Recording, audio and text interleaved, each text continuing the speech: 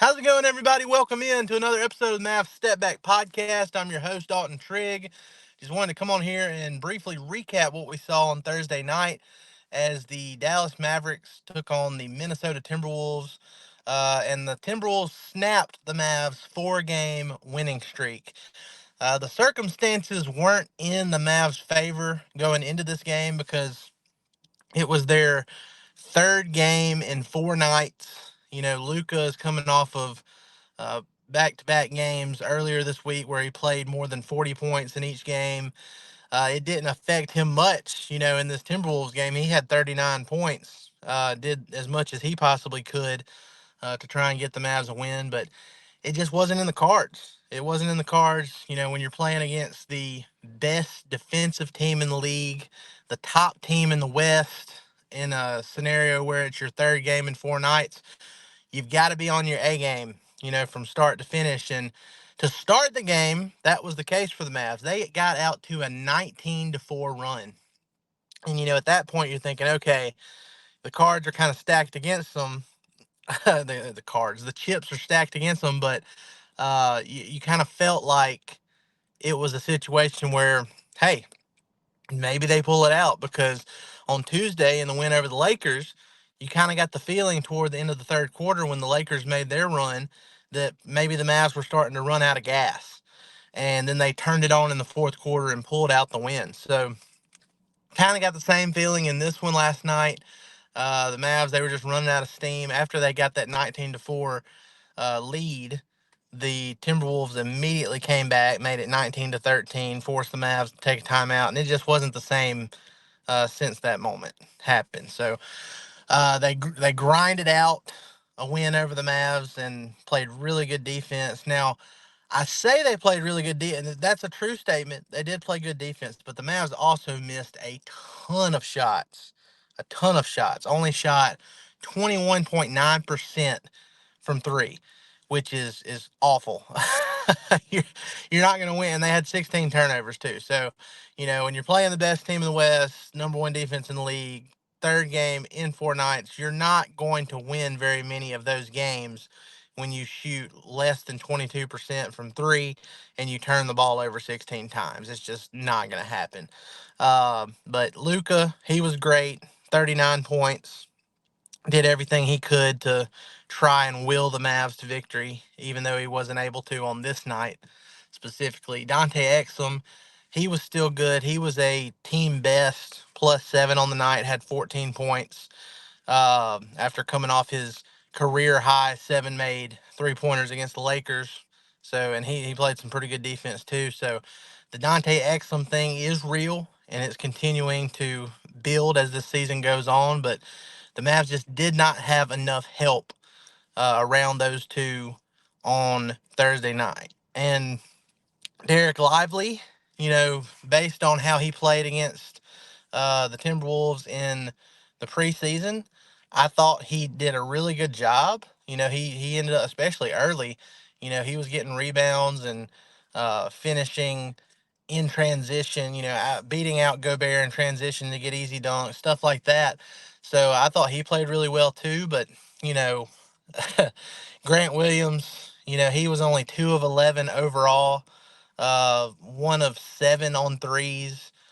Tim Hardaway Jr. was 0 of 7 on his threes and was a team worst, -30 in 32 minutes. So as good as Tim Hardaway Jr. has been this year, and I do believe he is still the leading candidate for sixth man of the year so far this season, even after last night's game. As good as he's been, last night was not his best performance. And he would probably tell you that too. I mean, it just wasn't happening.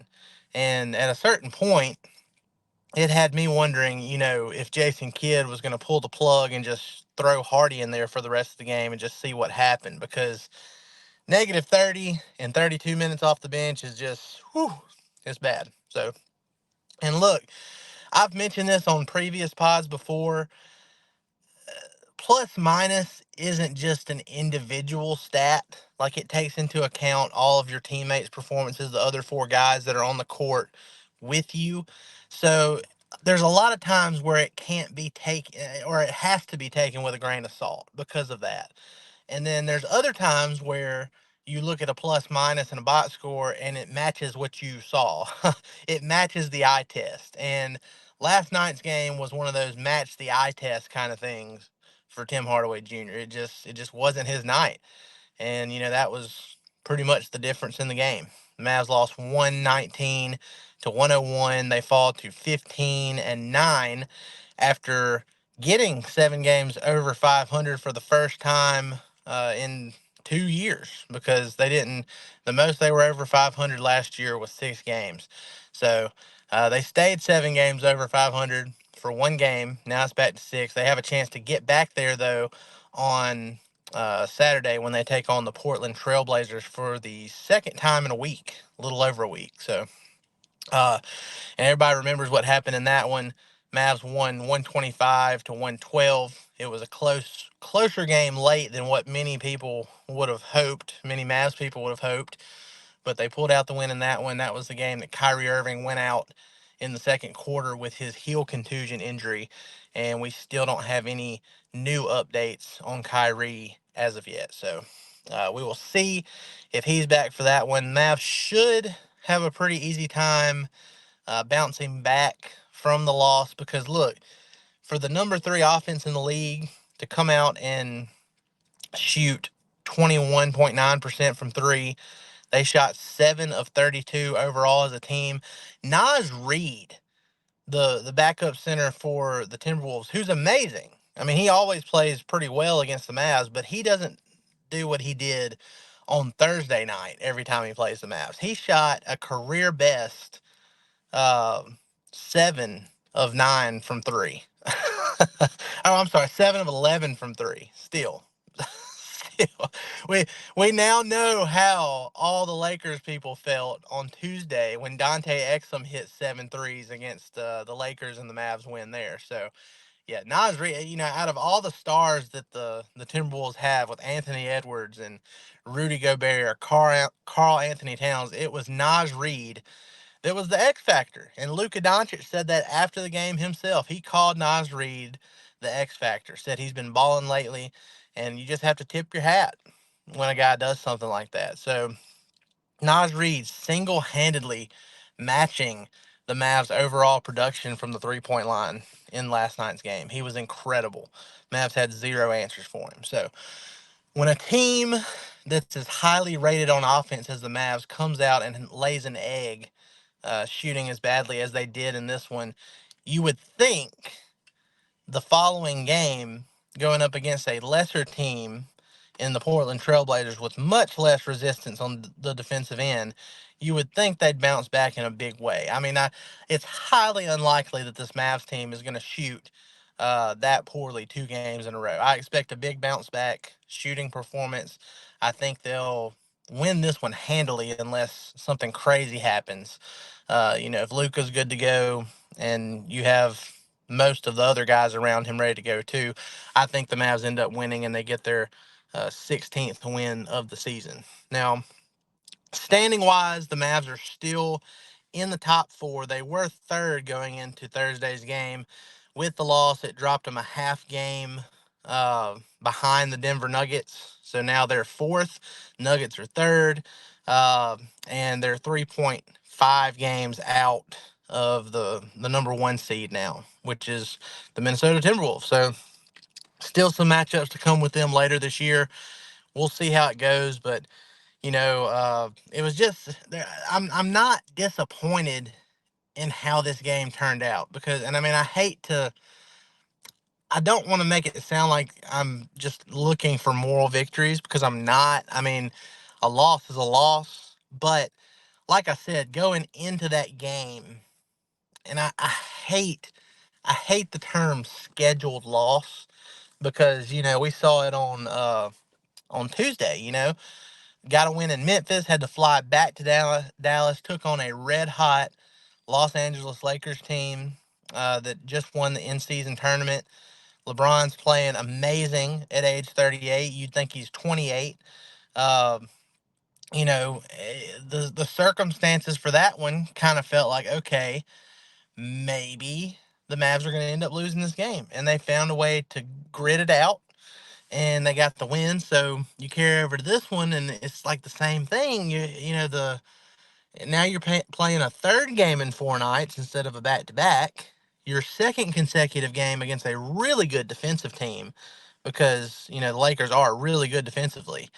And you just had the feeling like, okay, well, maybe this is one of those scheduled losses. But then they start out on a 19-4 run, and the hope is through the roof. And you're thinking, okay, Mavs are winning the championship. So it didn't turn out that way, but it is what it is. I don't think this is a loss that anybody should dwell on for too much longer. I mean, it got to a point where it was like, okay, this just isn't our night, and then that's when it turned into a blowout. But it was pretty close for 3 quarters through this one. Uh, so again, next the Mavs play the Blazers. I think they will bounce back. Probably late Saturday or sometime Sunday morning. I'll come back on here and recap that Blazers game. But yeah, just y'all don't dwell on this one too much. It was a bad performance. It happens through the course of an 82 game season. Overall, I think the Mavs are fine. When they win, they look great. When they lose, you start thinking about some of the roster shortcomings, how they do need an upgraded backup center. They do need an extra 3-and-D wing. So that's how it goes. It's the ebb and flow of this long season that the Mavs have. So now, instead of thinking about championship aspirations for the next 24 hours, we're thinking about, okay, who can the Mavs add on the trade market? I've seen they've already been linked to Alex Caruso. They've been linked to Dorian Finney-Smith. They were linked to Andre Drummond before the season started and before he opted into his contract. So who knows? There's all different kinds of scenarios, and be sure to check out all of our work at DallasBasketball.com as we cover all of this. Anything that happens with the Mavs, if you want to stay up to date with the latest rumors or all of our podcasts or general game coverage, one-on-ones with the players, stuff like that, go to DallasBasketball.com and check it out. We've got tons of stuff up after every single game, and we are grinding to get you guys the best Mavs coverage we possibly can. So, guys, I appreciate it. Please be sure to go like, rate, and subscribe on all your favorite podcast platforms. Hit that subscribe button on YouTube. Our goal was to hit 15,000 subscribers on YouTube by the end of the year, and we did it. We did it. So I really appreciate y'all. Y'all are the best. I'm going to keep coming on here and giving you as much Mavs content as I possibly can as I keep watching these games and giving my thoughts and takes on that. So, guys, I appreciate it. Be sure to come back in Saturday or Sunday when I post the Blazers recap. And I appreciate it. Y'all have a great weekend, and we will see you next time.